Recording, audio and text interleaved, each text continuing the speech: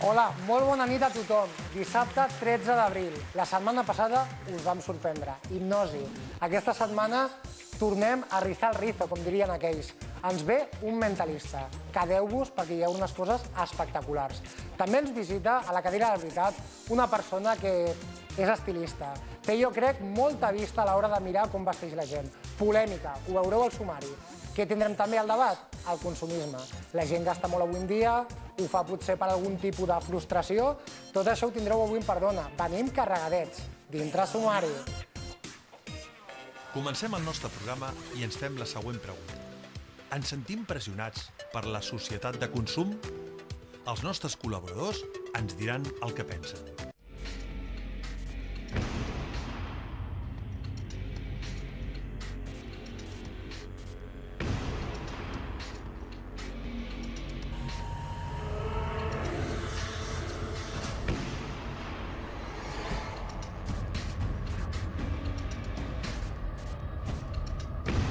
El primer convidat és Luis Pardo. No us ho podeu perdre. Farà coses espectaculars al nostre plató.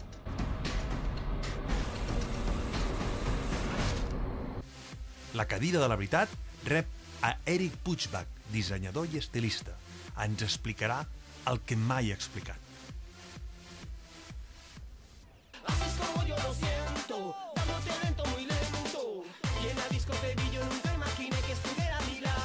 I l'actuació musical s'omple amb DJ Bastida, que ens presenta el seu tema per aquest estiu. Poseu-vos còmodes i endavant amb Perdona.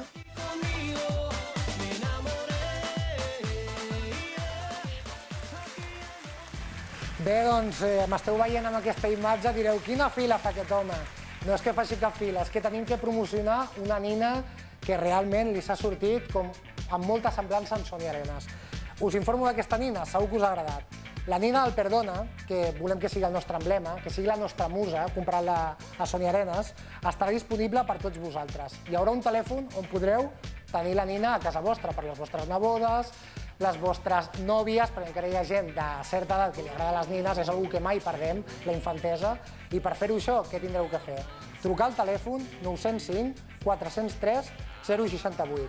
Teniu que anar trucant. Aquesta setmana hi ha molta gent que ho ha fet i crec que vosaltres no us teniu que quedar enrere, perquè això serà una nina de molta moda. Va haver la Nancy Feber, la Barbie, ara hi haurà la nina del Perdona. Estem creant tendència i us prometo que la llauré. Ara, al telèfon, que us he esmentat abans, teniu que deixar les vostres dades per tenir la nina. Acabem ja amb lo de la nina i compreu-la, eh? Ara anem al debat, careta debatim.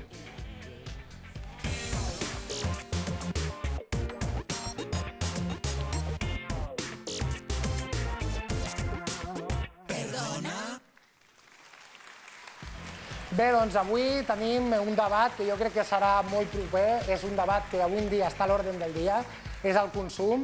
Tenim uns convidats que primer els presentaré abans de fer l'espeech. És l'Anna Arauz, periodista. Mari Arauz. Mari Arauz, ara s'ha anat. Josep Guijarro. Hola, què tal, com estàs? I tenim Núria. Hola, què tal? Avui parlarem del tema del consumisme, un tema que realment aquí en Espanya es tracta més que altres jocs. Tenim les comparances de pisos que la gent es compra en propietat, cotxes, altres països, diguem com Holanda, que juguen més amb el tema de l'alquiler. Potser estem fent un despilfarro bastant gran. Per dir-ho d'una manera més clara, avui en dia qui no es voldria comprar un cotxe en propietat? Ningú. Realment és un tema traumàtic, la gent no està còmoda sense tenir alguna de propietat. Doncs jo crec que tot això ho veurem amb aquest vídeo. Us dic que estigueu atents, perquè és un vídeo que us il·lustrarà el debat. Este es un país de chorizos, lo digo con todo el respeto. No hay en ningún caso en Suecia, ni en Noruega, ni en ninguno de estos países en donde haya unos tipos elevados y desde el primero hasta el segundo del orden jerárquico, pasando por el último, estén pringados en casos de corrupción. La imagen de España, que estuvo valorada en torno a algo más del billón de dólares y hoy está en 585.000 millones de euros, tiene una razón de ser, la corrupción. Entonces, no se pueden exigir tipos impositivos del 56% cuando los que recaudan, un buen número de ellos, son grandes chorizos. Y el pueblo tiene que decir que basta. Nosotros tenemos un ministro de Economía y competitividad, que es un genio.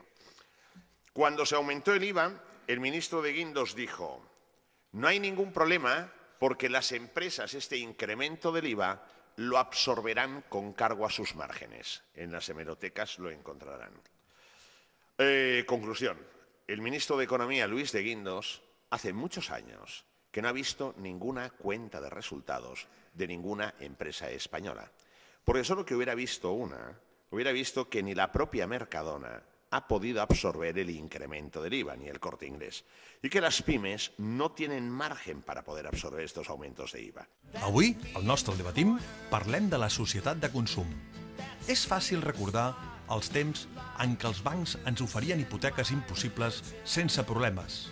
Ens empenyien a comprar cotxes, fer viatges, gastar, en definitiva, consumir. Ara estem pagant tots nosaltres aquest capitalisme desaforat? L'època de les construccions de pisos i més pisos s'ha acabat. Els nivells d'atur són insostenibles. Som culpables de tot això, tots i cadascun de nosaltres? O és culpa dels que maneguen en realitat les societats de consum? Avui en parlem a Perdona.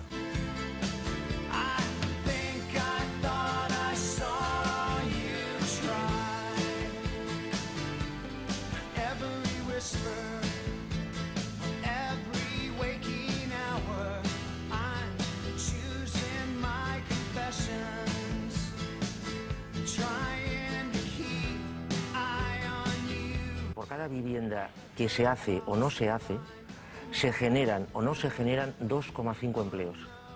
Si en España se estaban construyendo al año unas 750, 800.000 viviendas, multipliquemos esto por 2,5 y veremos los empleados que ya no están empleados. Con lo cual, claro, de este 4.900.000 parados, hay más de 2 millones que son de la construcción. Mira, el capitalismo no tiene solución.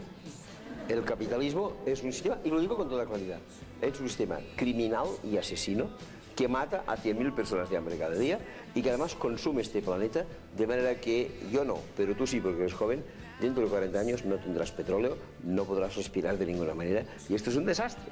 El capitalismo no puede seguir. Es una vergüenza que con 4 años de caída de bancos, más de 30 bancos cerrados, ni un solo banquero haya pasado por el juzgado. Esto es una vergüenza de los derechos humanos, es una vergüenza absoluta. Bé, doncs comencem amb una persona que és periodista, ufòleg, jo crec que té el poder de la veritat, a veure si ens pots ensenyar la llum, que la pregunta jo crec que seria clara, que és: el consumisme desmesurat és culpa de la societat o cadascun de nosaltres posem, diguem, un gra de sorra per fer-ho? Potser hauríem de retrotreure'ns a l'origen de la paraula consumisme, i quasi ho diré en castellà, consumismo, que vol dir consumismo coche, consumismo piso. El que hem apretès, d'alguna manera, el sistema, és que allò que veiem pel mirall de la televisió, que veiem pel mirall dels mitjans de comunicació, que veiem, en el fons, reflexat més enllà, ho volem nosaltres per assimilar-nos. I el que està posant en evidència és la mancança d'autoestima de la societat mateixa. És a dir, com no ens estimem nosaltres mateixos, necessitem de les coses, de gadgets, de possessions materials per, d'alguna manera, sentir-nos igual de poderosos que el sistema ens posa. Bueno, en Josep ens diu que seria algo traumàtic o d'ego. Tu creus, també em donaries el mea culpa amb aquesta pregunta? A ver, yo creo que vale el capitalismo, pero también tenemos que contar que estamos en un país donde tanto tienes, tanto vales. Y ha sido así toda la vida. Nos hemos criado con esa imagen, esa perspectiva, y quizás nos han valorado tanto logros personales, morales, éticos, como el valor de hacer algo económico. También la envidia, ¿vale? Yo quiero esto porque lo tiene el vecino, no porque sea una necesidad imperiosa mía, ¿vale? Yo quiero este coche más grande que el fulanito porque así es un carácter nuestro también. Yo no te digo que el capitalismo sea ni bueno ni malo, está mostrándose ahora que tienen muchos errores, ¿vale? Tanto, y ya se ve. Sí, pero precisamente por eso que tú estabas ahora mismo explicando, cuando tú ibas a un banco a pedir una hipoteca, no solamente te daban la hipoteca, sino que te decían, mira, te vamos a dar un porcentaje más y encima te puedes quedar un coche. Y por lo que dices tú, de la envidia, de alguna manera lo que está evidenciando es que el sistema es en gran parte responsable de la situación que estamos viviendo. Josep, el tercer vértice del... No, bueno, ¿estarías en la consonancia? envidia y la sociedad del bienestar, quiero decir, claro, era mucho más cómodo, vivías mucho mejor, ¿no? Se dice que en la sociedad del bienestar se decía que eras clase media cuando tenías una serie de cosas, aire acondicionado, lavaplatos. Quiero decir, se suponía que tu vida era más cómoda, más fácil. Pero eso es una falacia, eso es lo que nos han querido engañar. El capitalismo te hacía sentir eso, te hacía sentir superior y además te hacía cómoda la vida. Ahora de repente pues no tienes coche, o sea, yo la verdad es que vivo en la mitad del ensanche y es tremendo ver a gente joven rebuscando en las basuras, es súper fuerte. ¿Creéis que el consumismo es algo generacional? ¿Hoy en día realmente estamos aún queriendo más consumir que antes? Y eso que antes había quizás más traumas de no tener dinero. Y históricamente viene de después de la Guerra Fría, es decir, en la misma medida en que los gobiernos intentan paliar esas diferencias entre el comunismo y el sistema capitalista, se genera la necesidad de tener una clase media con un dinero para poder gastar, que lo que hace es subir el PIB de todos los países. Y esto ha funcionado mientras han habido dos polaridades. En el momento en el que el comunismo desaparece, el capitalismo exacerbado ha llevado a unos extremos en la que se ha hecho insostenible. Y la situación actual que estamos viviendo es un problema sistémico, es un problema del sistema capitalista. Sí. Yo he tenido la oportunidad de viajar en muchos países del mundo y he podido estar, por ejemplo, en la selva amazónica, donde la gente, con una choza en la que poder vivir, alimentación y 2 cuartos para poder llenar el depósito de su barca, que es el que les abastece a través del Amazonas de la pesca para comer, tienen más que suficiente. Hombre, yo no digo que tengamos que llegar a ese extremo, pero entre ese extremo y el capitalismo salvaje que estamos viviendo y que nos está imponiendo un ritmo de vida... Un tema que hemos visto en el vídeo, que lo hablaré contigo primero, el profesor Oliveras, metafóricamente, nos ha dicho que el capitalismo era un asesino, que es en cierta forma decir que cada día mueren miles de personas que no pueden ni comer. Sí. ¿Crees que es tolerable estas...? Hombre, no, y además, bueno, yo creo que además el capitalismo... eso se ha retroalimentado él mismo y quiero decir que la gente ha robado tanto, ha sido tan ambiciosa que se ha cargado el sistema ya no funciona y realmente el capitalismo, para que funcione eso, tiene que haber una gente que no es... Pero el problema es que la codicia de esa clase dirigente la paga las personas que menos favorecidas están. Pero eso ¿tú piensas, Josep, que la gente va a aprender de esta crisis? Porque, vale, el capitalismo personalmente yo no creo que se esté acabando. Se modificará. ¿Tú crees que habrá un poder que diga, bueno, pues yo te voy a favorecer? Por ejemplo, lo que hablábamos de los bancos, ¿vale? Intentaban sacar beneficio de nosotros también, ¿vale? Pero ¿tú crees que nos van a poner más facilidades a partir de ahora? Quizá ahora. Yo soy muy pesimista. Soy muy pesimista y pienso que, y lo digo sinceramente, aunque soy consciente de que estas palabras pueden asustar a mucha gente, asustan, ¿no? Que estamos a las puertas de un conflicto bélico mundial. Sí, y lo de Kim Jong-un al frente de Corea, si tiene alguna justificación por la que China o Rusia vayan a poder terciar en ese conflicto, a lo mejor tiene que ver con el equilibrio de las economías. Habida cuenta de que China, que se vende como la gran potencia, claro, está creciendo al 7%, cuando tiene un montón de gente que no se limpia el culo, con perdón, con papel del váter. La verdad es que es la dicotomía de China, comunismo, capitalismo. Claro, lo mismo que pasó en Moscú. En Moscú, en Rusia, en la Rusia comunista, cuando se desmorona, todos aquellos cargos funcionarios que estaban ahí aprovechan su oportunidad para hacerse grandes fortunas. Però la pregunta és clara. Els poders fàctics creus que ens maneguen a la seva manera, que som unes marionetes? Sí, fins a cert punt. És a dir, jo tampoc trec la responsabilitat de la individualitat. És a dir, si jo no em puc comprar un pis de 200.000 euros, per moltes facilitats que a mi em posi el banc, jo no puc preveure... Pero juegan con la ignorancia de la gente, o sea, con mucha ignorancia. Somos ignorantes. Pero hay mucha gente que sí, porque, por ejemplo, mi señora de la limpieza, ¿vale? Cuando podía tenerla, porque ahora con la crisis ya...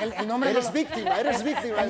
El nombre no lo dice. Quiero decir, a ella le dijeron, usted puede tener un piso, usted puede tener un coche, era... una señora que había venido de Ecuador y le vendieron su sueño, claro. ¿vale? Ahora, ¿qué pasa? Que se tiene que volver a su país porque además ha firmado las preferentes y todas estas cosas y está la pobreza destrozada. O sea, ella es una víctima. Quizás hay una clase media alta que sí sabía dónde estaba metiendo. Eso sería otro tema que expondría que viene a colación, que hay una serie que es La que se avecina, que realmente sale lo del sueño español. ¿Crees que se ha vendido en España a nivel del consumismo un sueño, una forma de hacer que no había, que no la hay actualmente? Sin lugar a dudas, mientras en el norte siempre se nos ha acusado de ser los despilfarradores, también hay que considerar que nosotros tenemos nuestro carácter de ser. No es lo mismo ser latino, ser mediterrani... Tu en català, em diuen, que jo a vegades em vaig al Deja'm català. Pot ser italià, pot ser francès o pot ser català, estem en un ambient mediterrani i ens agrada sortir, ens agrada fer la nostra copeta, ens agrada gaudir d'una certa societat, aquests homes minsos, pansits, alemanys, que quan surten de treballar se'n van a casa, entre altres coses perquè no tenen sol ni l'han conegut. És a dir, que les economies, d'alguna manera, són un reflexe del caràcter de les persones i que la senyora Merkel ens vulgui uniformar com el Quart Reich, a mi em sembla de jutjat de guàrdia. És a dir, que jo justifico la sobirania. Però potser funcioni, Josep, perquè mira com van a Però escolta, a preu de què? Jo vull viure. Però quin preu estem pagant? María, está negatiu, dónale positividad. Que el punto de salir a hacer una copita y a tomarse tus tapitas y tal es lo que está, lo que va desestabiliza la economía. Hoy en día ha habido un bajón. A posterior veurem un vídeo on vam anar a les rebaixes que hi havia molta gent comprant. Creieu que realment el consumisme, si és una cosa que critiquem avui en dia, és perquè encara està present, tot i la crisi? El consumisme és present en la mesura de les nostres possibilitats. El problema és que, a més, tenim els governants que tenim.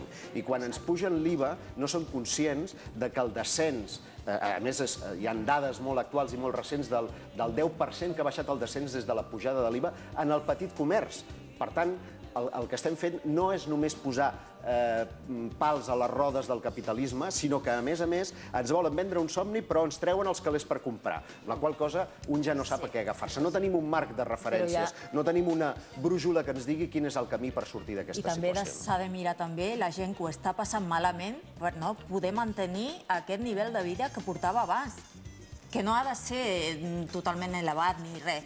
Una classe mitjana que no pot mantenir el que portava abans. El que passa és que insisteixo en el tema del consumisme. Consumisme com a tal és intentar envoltar de felicitat amb coses, petites coses, amb gadgets, amb el telèfon smartphone d'última generació, amb les meves sabates Jimmy Choo, per dir marques, per dir alguna cosa. El capitalismo nos ha educado en la política del despilfarro, ¿no? O sea, se supone que era el motor del capitalismo y para enriquecerse unos cuantos, entonces nos han hecho vivir por encima de nuestras posibilidades. Tú eres de las que crees lo que Groucho Marx, ¿no? Que la felicidad está en las pequeñas cosas. En un pequeño yate, en un pequeño apartamento. Vaig a fer un incís ara. Esteu parlant de consumisme. Realment jo crec que ha tapat el consumisme a la cultura, que era molt important, ara es dona menys valor a la cultura, i nosaltres al Perdona tenim alguna cosa per solucionar-ho. Com cada setmana ens preocupem de vosaltres. I què tenim? Uns cursos d'anglès. Els cursos que us anunciarem són uns cursos que són novetat amb Espanya, realment aquí s'han portat per primera vegada, i que s'estudien des de casa, que és una cosa important. Es feia amb el FEAC, però aquí també es poden fer. No tindràs que desplaçar-te a una acadèmia, que hi ha vegades que no tenim el temps suficient per poder-hi anar, i sobretot el preu us deixarà congelats, però per positiu. 29 euros. És una rebaixa que jo crec que no us costarà res. I a part, us diré una cosa que encara serà més important. Si ho voleu provar el curs abans de decidir-vos, de dir aquest és el meu curs, ho podreu fer gratuïtament. Per després, si us agrada, tenir que pagar aquest diner, que jo crec que 29 euros està a l'abast de qualsevol tothom. També tindríem que informar-vos del telèfon, a part dir-vos que el curs de preparació és del FERC, per oficina i empresa, per la pronunciació. Hi ha gent que es queda, sempre ho dic, perquè hi ha gent que intentes parlar en anglès i es queda amb el to be, amb el to have, anem a pujar a nivell, per favor, i el telèfon seria el 900 802 162. Ho repeteixo perquè segur que voleu adelantar-vos i tenir un nivell més alt, és el 900 802 162. Us heu de posar per la pàgina web a www.elmetodinglesvisual.com www.elmetodinglesvisual.com. I ara que havia tallat el Josep, que s'ha quedat una mica estabornit, tornem a a parlar. Proseguim el tema. No, yo como réplica, personalmente, pienso que tener cosas y tener cosas que valen mucho dinero cuesta mucho mantenerlas y te quitan mucho tiempo de vida, realmente. Pero que está bien poder hacer las cosas que te gustan o poder tener una pequeña economía para comprar o poder vivir según tu modo de vida, ¿no? Però quantes coses tens tu a casa que dius, i jo què faig amb això, que les tens acumulades a l'armari, que no les posaràs en la vida? Es obvio, ¿no? Que esta sociedad... O les has fet servir una sola vegada. Además, es que las cosas caducan, las cosas se mueren. Les mateixes sabates anaven tapetes i fins que es desgastaven, i unes altres tapetes fins que es rebentaven. Josep, el tema femení, que moltes dones es compren molts vestits i calçats i no els usen, això s'ha de dir, ¿eh? No t'ho callis, Josep. Además, nos ahorramos en psicólogos, porque cuando estamos deprimidas nos compramos unos zapatos, pero ese no es el tema. Així que el tema del consum... Sí que és el tema. És el tema, perquè els psicòlegs es queden sense treball, també. També miren per psicòlegs, por favor. No, lo que pasa es que realmente estamos viviendo una época tremenda, ¿eh? No sabemos dónde vamos y nos han cambiado. O sea, nosotros que por la edad creo que somos todos de... Jo crec que hi ha hagut èpoques pitjors, és a dir... Hombre, sí, la posguerra, pero estaba diciendo, la gente que hemos sido educados después de la posguerra, en los años 80, donde hemos tenido nuestra adolescencia, y nos han dicho que esto era como se vivía realmente, no sabemos dónde vamos, estamos totalmente perdidos. Del 600 al Mercedes és molt fàcil, però del Mercedes al 600 costa. I estem en aquesta fase. Tenemos que pasar igualmente, cuando no tienes otra opción, o comes o llevas el Audi o el Mercedes. Yo prefiero comer. O canvies el sistema. Puedes, ¿y cómo lo cambiarías tú? Jo crec que a nivell de les xarxes socials, a nivell del públic, moviments com el 15M, el de la plataforma antidesaucis, etc., estan reflexant un canvi de consciència que potser, dic només potser, i això sí que és romàntic i utòpic, es converteix en alguna cosa, en un canvi. Perquè jo crec que, igual que el comunisme ha caigut, està caient el capitalisme. Maria, aquest tema que seria per ella, que t'ho pregunto a tu. El consumisme, tu creus que és provocat per això del Sant Jordi, el Nadal? És a dir, hi ha com un missatge subliminal perquè tu tinguis que acabar consumint algun dia? Bueno, primero, mira, yo las fiestas como Navidad, esto que dices, ya es que han perdido su sentido religioso, por ejemplo. La Navidad es que pensamos en lo que vamos a comprar. ¿Tú no vas a misa del gallo? No, pero es que... Lo reconozco, no voy a misa. Perdona, los propios objetos. Tú sí. A ver, ¿tú no tienes la ilusión de ir al balcón a que al Reis et posin també el xocolata i els caramels? Hombre, yo hace años ya, Jordi, que no, esto ya no. No van ni a misa del gallo ni al balcón. Tengo dos hijas y lo vivo por ellas. ¿Tú vas al balcón o a misa del gallo? No. No, tampoco. La mujer de hacer faenas tampoco lo filtramos, No lo sé, no lo sé. No, que yo pienso que los objetos también nos hacen consumir porque nos caducan. Quiero decir, un móvil se te estropea a los 2 años, un coche caduca, la nevera, la lavadora. Quiero decir, las bombillas, o sea, está todo hecho para que consumamos. Tot això és sostenible? És a dir, tot això... La tele funciona amb electricitat. Cada aparell que tenim a casa nostra, el consum d'electricitat en les últimes dècades s'ha disparat d'una forma estrepitosa. El consum d'aigua. Vinga a fer urbanitzacions, vinga a fer... Però no valorem que hi ha tota una sèrie de recursos que el planeta que tenim és finit, que hem destruït molt més planeta en els últims 50 anys que en els 500 milions d'anys que porta d'existència. És una cosa que ens hem de plantejar.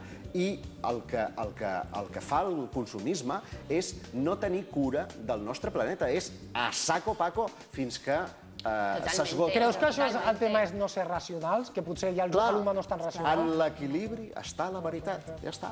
Pero mira, tú y yo que somos periodistas, te voy a plantear, lo voy a plantear a todos. Sí. Tú has dicho, la tele funciona con electricidad, pero el interior de la tele, ¿con qué funciona? Publicidad. Sí, claro.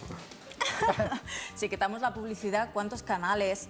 Yo qué sé, Telemadrid, empecemos por ahí, ¿vale? Si no se financia... Sí, però... Ese és el talón d'Aquiles. Aquest seria un altre tema, perquè quant a la comunicació hi ha una forta reconversió i els models publicitaris estan canviant i internet està fent una revolució que tard o d'hora anirem a pagament per projecció. Però no acabamos de hacer el salto al pago de... Perquè estem en la canvi d'era. Parlant de les compres, del consumisme, del carrer, jo mateix vaig sortir al carrer amb un dia que és contraproduent, és a dir, et diuen no hi vagis, i vas el dia de les rebaixes, fa temps, però ho hem volgut rescatar perquè ve molt a compte del tema. Per la qual sí, t'escandalitzaràs, perquè jo ho vaig fer també amb el carrer. Per això tirarem ara el vídeo al carrer i anem al reportatge, que us quedareu patidifusos.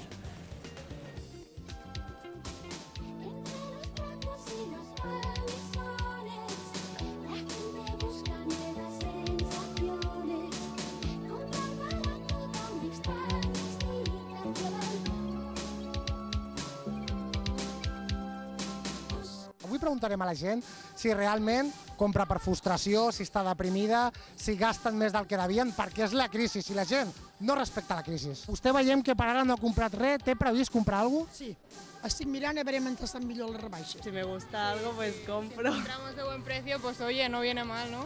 Diuen que hi ha crisi, però tothom té internet a casa, tothom té internet al mòbil y continúen gastando. Sí. Gente que es muy consumista, que yo creo que aprovecha estas ocasiones para llenarse de cosas, comprar. No tant. No? S'ho pensa una mica més. Hay crisis, pero para la ropa no. Lo pensamos, si es una cosa que nos llama, lo pensamos. Lo meditamos. Ahora, yo antes reconozco que antes pues compraba, esto me gusta, me lo compro, pero ahora con estos tiempos se tiene que mirar mucho. De verdad me lo pondré, lo voy a utilizar. Sí, con la ropa que tengo me va bien, te lo piensas más. Siempre que compro es porque, o sea, me gusta lo que voy a comprar y porque lo necesito. ¿Cuánto te has gastado? 100 euros, varían 140. 80, 100 euros y ya está. 80 más o menos. 200 euros. 300. Pues 100 más o menos. Lo que sea. Bueno, no ver lo que sea, no, pero por ejemplo llevaba 100 euros y me he gastado los 100 euros. Pues 200, 300 euros alargando un poco la cosa porque estamos mal. Una pregunta social seria, creuen que és una manera d'alguna gent de tapar les frustracions o quan estàs deprimit donar-te una pujada d'autoestima? Una mica sí, però saps què passa? Que si no compres, llavors la gent també diu no treballes, no sé què, puestos de treball i tot això.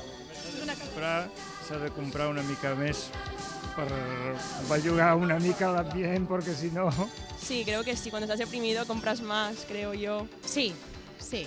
Hi ha gent que bueno, té la necessitat de sortir a comprar i a vegades fas una compra compulsiva i avui en dia això s'ha de mirar. Sí, potser si estàs en un període de crisi a la teva vida, no? Doncs donar-te una alegria, per petita que sigui, doncs sempre va bé, no? Bé, doncs aquí estic amb tota la gent, realment m'he posat el jersei com busca Wally para que me encontréis con tanta gente, així que em despedeixo i anem al plató. Bé, 80 euros, 290, l'autoestima. Tu t'has tingut que comprar un Ferrari alguna vegada per pujar-te-la? Ja m'agradaria, i em pujaria molt la meva autoestima, però no, de moment no. De tota manera, voldria fer dues reflexions. La primera, a propòsit de les rebaixes. La gent pensa que els marges comercials són infinits. I avui dia les rebaixes perd diners molt fabricant i molt distribuïdor i molt botiguer. Perquè no valorem el que realment valen les coses. I el que estem fent això és empobrir també la nostra societat de consum i empobrir també als fabricants. Donat que per aconseguir més marges anem a paraïsos d'esclavisme, com pot ser la Xina, com pot ser pràcticament tota l'Àsia, per aconseguir productes més barats. I el segon, el tema de l'autoestima, que em sembla fonamental. És veritat, molts han dit, no, bueno, em serveix perquè quan estic deprimit vaig a comprar, però hi ha un moment en el que per molt deprimit que tinguis, si no tens calés a la butxaca, no pots anar a comprar. I estem vivint aquest moment. Per tant, la teta ja s'ha esgotat. A partir d'aquí ja veurem què passa. Y además, el problema es que además si no gastas también te sientes culpable, ¿no? Porque dices, es que esto es un engranaje, si no gasto, no... Bueno, y al revés, a veces gastas y te sientes culpable. Porque a veces yo voy por los... Totalmente, porque es tristísimo, vas y ves que están cerrando todas las tiendas pequeñas, vas por la calle y ves que en los bares no hay gente y el señor camarero está así, ves los restaurantes vacíos y también te entra un sentimiento de... ¿En qué bares vas que no hay gente? Yo voy a ver el Barça al bar o veo mucha gente. No, te digo yo que hay muchos restaurantes vacíos. Restaurantes quizás, pero bares... Yo siempre que hago reserva nunca hay mesa. Pues después serán 3 o 4. Y después de ver este vídeo, yo creo que nací deprimida. Porque yo la verdad, yo lo compro todo. Lo bueno que tienen las rebajas y las compras. Guardas el ticket por un momento de bajón, me voy de compras. Llegas a casa, reflexionas, dices, ¿qué he hecho, por favor? al día siguiente vas. No. Com podríem deixar de consumir per consumir? Tallar això que ens mig obliguen o aquest missatge consumista? Jo crec que és un fet cultural i que mentre la gent en general tingui calés, sempre tirarà per sobre de les seves possibilitats. Per què? Perquè estem en una societat de comunicació. És molt important allò que veiem per la televisió, que veiem a les revistes, que veiem als mitjans de comunicació. És el nostre mirall i ens volem comparar. D'aquí que hi hagin problemes d'anorèxia, d'aquí que les nenes vulguin vestir-se com el que veuen a la tele i les conductes, en el fons, es limitin en un gran potencial a fer el que veiem per televisió. Què veiem? Xorissos? Ens comportem com a xorissos. Què veiem? Consumisme? Sí, però Josep, amb crítica la gent també veu catedràtics i gent important a la tele i no volen ser. És a dir, sembla que tirem a lo fàcil o al nivell. La societat no ho potencia i a part has de fer un esforç, és el que ella diu. És a dir, una cosa que dona feina aconseguir-la. Jo vull una cosa fàcil. Tots volen un sou de puta mare, vestir-se de corbata y tenir... De todas formas, la gente ahora sí se está moderando.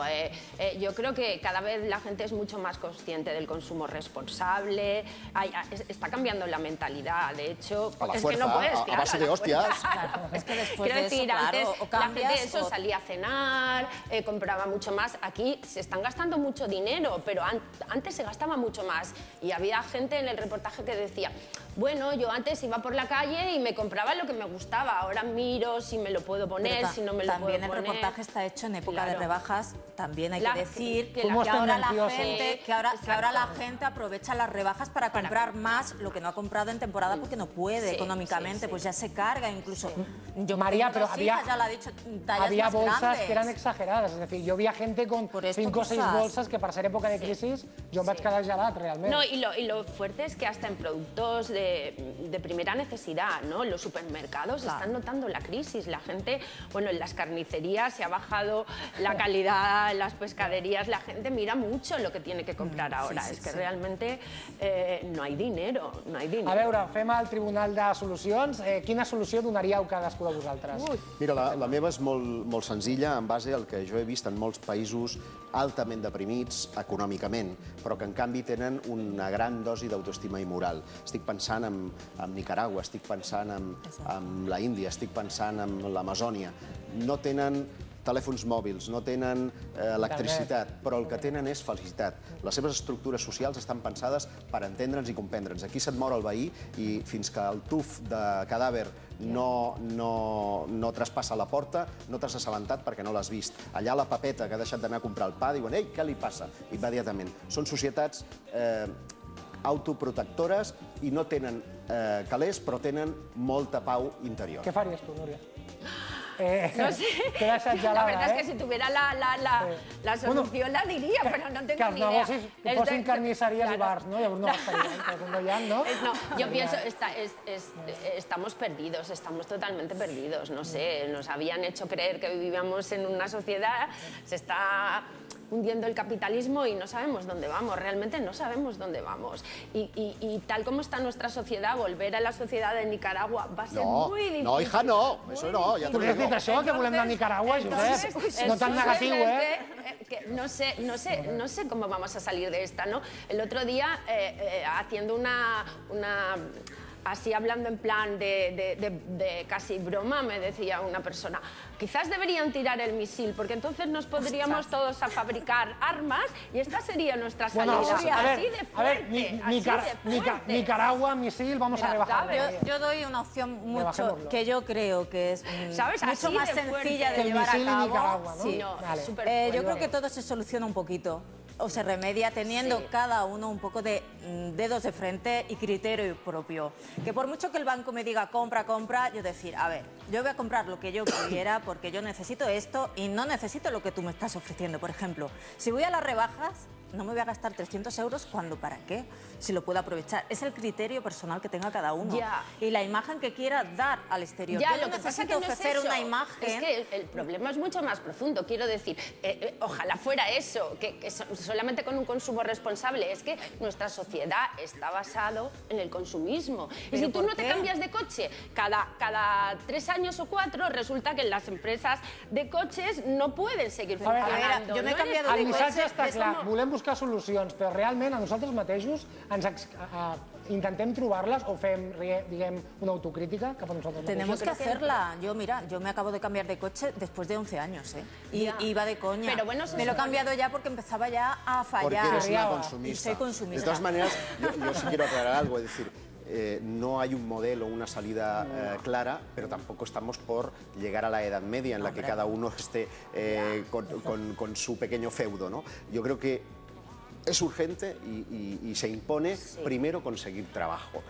Una sociedad con una tasa de un 20% de paro va a ninguna parte. Por lo tanto, con educación o sin educación, con cultura o sin cultura, con consumismo o sin consumismo, lo que necesitamos es tener nuestros abastecimientos básicos suficientemente garantizados. I a partir d'ahí veremos qué sociedad... Ha fet una hipérbole parlant de la Edad Media, de lo que era el trueque, creo que no cambiaremos piedra. No, yo creo que lo primero es lo que ha dicho José María Gay, ¿no? O sea, primero hay que limpiar la sociedad de corruptos, de chorizos y corruptos. De chorizos. Quiero decir, hay que evitar paraísos fiscales, todas estas cosas. Quiero decir, hay que limpiar la imagen y luego empezar a hacer un mundo responsable y sostenible, ¿no? Y a partir de ahí, pues eso sería la utopía, ¿no? Me parece una utopía, un una sueño. utopía, sería la utopía. Por ahora yo lo veo creo que eso imposible, es la salida. Porque por mucho... Esa sería la utopía del ¿Qué pasa en casa? Por mucho que limpies, se vuelve a ensuciar, ¿eh?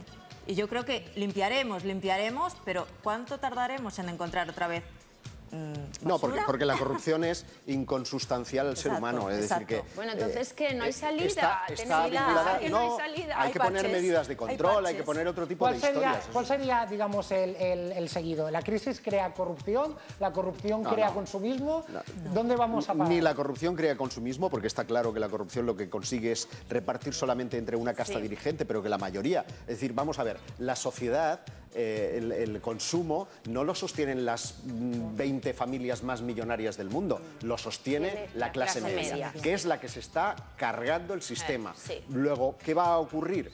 Es verdad que el capitalismo se nutre de las diferencias. Si no hubieran millones de chinos limpiándose, insisto, el culo con la mano en lugar de con papel, no habrían seguramente recursos suficientes para poder seguir manteniendo la máquina. Ni si existieran las diferencias que existen con respecto a esa gran abandonada que es el continente africano, pues no podríamos gozar de un primer mundo hiperdesarrollado. Pues a lo mejor la cosa está en lo que ya decía Marx hace mucho tiempo, en el reparto de los bienes. Hay bienes suficientes para todo el mundo y eso no significa que lleguemos a un socialismo. Yo tampoco estoy diciendo que nos pongamos a nacionalizar como hacía Chávez en Venezuela. Para lo que estoy diciendo es que beneficio también, pero bueno, las normas están para algo y exista una racionalización de los recursos y un reparto de la riqueza. Muy bien, has hablado muy bien. Ha quedado que realmente un presidente. Ha faltado el balcón de la plaça Sant Jaume, te posem aquí al balcó, si vols i ho dius. Les grans empreses realment són els que propicien això o la gent d'avui en dia ja vol anar a les marques grans? El consumisme també seria per intentar tenir sempre el millor, no comprar molt, sinó... Hi ha un invent, Jordi, que és el màrqueting. Tots som víctimes del màrqueting i nosaltres que estem a la tele encara més. Quan tu entres a un supermercat està pensadíssim cada cosa on està i que et trobis a l'última instància les piles i els xiclets. Està tot pensat. Els anuncis, la publicitat, tot això és societat de consum. I mentre hi hagi persones pensants, destinades i professionalitzades, a més molt ben preparades per això, seguirem en el mateix sistema sempre que tinguem calés a la butxaca, perquè si no estaríem... Por eso digo que depende del dinero, como tú dices, que dispongas, pero también del sentido común que eches a todos los actos diarios de tu vida, tanto relaciones personales como el mismo acto de ir al súper a comprar, tampoco de cargarte ni de cuando vas a una tienda de ropa comprar por comprar. ¿Vale? Yo eso lo llamo un poco enfermedad. És que lo és, és que lo és. És criticable també que el que veiem que són els artistes, siguin cantants, polítics, com per exemple la família Aznar, que va tenir els cursos de golf. Realment veiem que no són austers i això ens anima també a trencar una mica, diguem, el comportament ètic o coherent que tindrem que tindre. No, naturalment. És a dir, ara el critiquem perquè no tenim calés. Però jo sempre he dit que és a dir, si no estiguéssim passant les penúries que passem, segurament passaríem per alt moltes de les coses, dels problemes de corrupció que hi ha. Perquè això és com l'amor. Això és com l'amor. Tu estàs molt enamorat, jo estic molt enamorat de la Mari.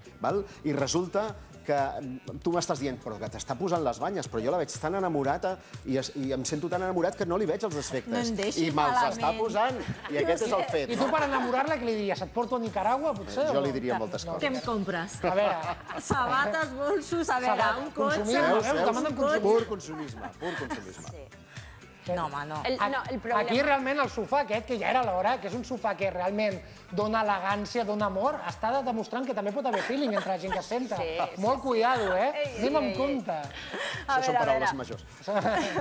Són paraules majors. Llavors, digueu que si vosaltres tinguéssiu diners, també ho faríeu. Jo, com soc morbós, vaig a posar-vos a prova. Quan és, en època de Nadal, el màxim que us heu gastat, cada un? A grosso modo. Jo pràcticament res, perquè passo justament... Jo soc antisistema, però no... És a dir, jo no porto rastes, no... Però intento viure al marge de les festivitats, de les grans històries que s'han fet bàsicament per consumir. Si jo li he de dir a una xicota que l'estimo, a la meva xicota que l'estimo, li diré el dia abans de Sant Jordi. Vull dir, és irrellevant que tinguis que comprar o demostrar l'amor en base a una cosa que tu dones, o que tinguis que demostrar-li amb els teus fills que ets el rei més maco, més negre i més displayent que hi ha perquè li has deixat dues bicis i un escalèxtric. És a dir, això és el que vol el sistema. I com jo no crec en aquest sistema, crec que hi ha una altra vida possible, una altra societat possible, equilibrada, racional, i que reparteixi la riquesa, doncs jo no estic per fer... Els nostres fills, creus que li estem ensenyant bé amb això de les maquinetes, la Play 3, el Call of Duty? En absolut. Què passa? És que, a més, encara que vulguin estar a la contra, els propis companys són els que el marginen, perquè si tu no portes les bambes no sé què, o no tens el joc no sé quantos, no ets ningú. Si no juegas al FIFA, eres perjudicado, te perjudican, ¿no? Claro, si no sabes jugar... Yo tengo un niño de 12 años y... ¿Cómo lo vives? Lo vivo fatal. ¿No juegas con el Call of Duty? No, quiero decir que yo era un poco anti-máquinas, anti-tal, pero él se sentía discriminado. Pero has terminado claudicando como todos, como claro. Todos, claro. Has terminado jugando a la... Es que todos juegan a Pokémon si yo no sé lo que es. Por eso, o sea, perdona, no puedo participar. Ha jugado al Wii de la Mario Kart. Volvemos a lo que decía el enunciado, es decir, todos somos víctimas del sistema. Y es verdad que tenemos una parte de responsabilidad porque como padres individualmente podríamos someter a nuestros hijos a una conducta paralela, pero no lo hacemos para evitar marginarnos. Pero con lo cual, vamos al que però al creo que principio, también ¿no? L'autoestima és fundamental. Sí, tinc dues. És a dir, com ho portes tu, això de les maquinetes i els capritxets? Bueno, a ver, yo es que educo muy en el ahorro a mis hijas y tal, y yo reconozco que la peor en casa soy yo. Oh my God. Espera, mira, caja registradora. Sí. O sea, que en la época de Reyes, en la mesa, todo pone María. María, ¿no? Me hace, no para mí. Vale. Yo me considero muy generosa cuando puedo, ¿vale? Me gusta regalar. Ellas a lo mejor me ponen 3 cositas, pero los Reyes siempre son hipergenerosos, porque a la mamá le gusta mucho escribir cartas a los Reyes. ¿Pero por qué crees que la ilusión es proporcional al número de regales? No, pero ¿sabes por qué, Josep? Porque yo cuando fui porque luego joven... acaban jugando con la caja. Porque cuando fui pequeña... Fíjate lo que acabo de decir, cuando yo fui pequeña. Cuando fui pequeña en casa no me lo pudieron permitir. Luego es una conducta que trata de paliar una inseguridad. Sí. María, ¿no tuviste el Cinexin ni nada de esto? No. Yo tampoco. ¿No tuviste? De todas formas, se puede, así hablando también de utopías, hay que también un poco educarles, pues bueno, regale eso, pero llévalo de viaje, ¿sabes? O sea, que también es una manera de consumismo, pero por lo menos consumismo pero cultural. Pero si no puedes darle nada de esto a un niño, ¿sabes? Va a crecer igual de feliz, ¿vale? Lo que pasa es que su entorno en casa va a estar feliz, pero luego irá al colegio y es lo que comentamos. Va a ver al amigo que juega con, yo qué sé, con la Wii, y entre con ellos se preguntan qué te han traído, cuánto te han traído. Y quizá entre ellos pues se sienta un poco inferior. Es muy triste lo que estamos diciendo. Hay que educarle así, valores, pero son niños. Bueno, pero s'ha de tener personalidad. Jo, per exemple, quan jugava a futbol, tothom tenia les Home, les Nike, jo tenia les Joe Montana, potser. És a dir, hay gente que no se acostumbra. Y ahora te las has permitido. Hi ha gent que és capaç de tenir el seu propi estil amb molt pocs calés. El moviment hipster, per dir alguna cosa, no? És a dir, amb robes utilitzades de modè, anys vintage, etc. Amb les ulleres de pasta. Estan patant-ho, no? No vull dir ara que tots anem hipsters per la vida, però el que sí que vull dir és que hi ha mètodes alternatius i que això ens ha d'omplir d'esperança. No, y que sí que es una responsabilidad, un poco desde nuestra experiencia, ¿no? Educar a nuestros hijos en otra filosofía. Es que esto es lo que les vamos a dejar. En conseqüència, jo crec que tenim una enorme responsabilitat com a ciutadans, com a pares, com a membres del gènere humà, a intentar que les idees i el món que de facto deixarem als nostres fills se'l trobin en unes condicions, com a mínim, igual que les que hem trobat nosaltres. Sí. Yo intentaré que mejor. Porque ya te digo que per això compraràs 2 regals al proper Sant Jordi. 2 llibres. Que no siguin electrònics, a més a més. Reivindico el paper. Ai, jo, mira, m'agrada molt el llibre, l'e-book. T'agrada molt? Veus, ja està. Clar. Quina necessitat tens de castigar el planeta amb més silici? I quina necessitat tens de talar arbres i tot? Però els arbres es poden tornar a replantar, hi ha arbres de creixement ràpid, el nivell de cel·lulosa que es recicla és altíssim, en un 70%. Bueno, veo que tenemos otro debate. Acabem debat. Jo no nego que potser alguna vegada ho podrem tornar a hilar, perquè jo crec que és un tema que porta a diversos subtemes. Ha sigut un plaer, realment ha estat interessant. Hem tingut Maria, moltes gràcies. Sempre ens dones comentaris irònics. En Josep ja ni t'ho dic, jo crec que és la ironia personificada sempre, i comentaris molt avispats. Gracias también a Nuria, ha sido el primer día que te hemos tenido. Hemos estado muy contentos contigo. Gracias. Y ahora pasarem a un vídeo d'una persona que us l'hem promès. És un il·lusionista, mentalista, mag, com li voleu dir, hipnòleg, jo crec que ho aúna tot. Ara veurem el vídeo que us deixarà sense parla. El vídeo del gran Luis Pardo. Dintre vídeo.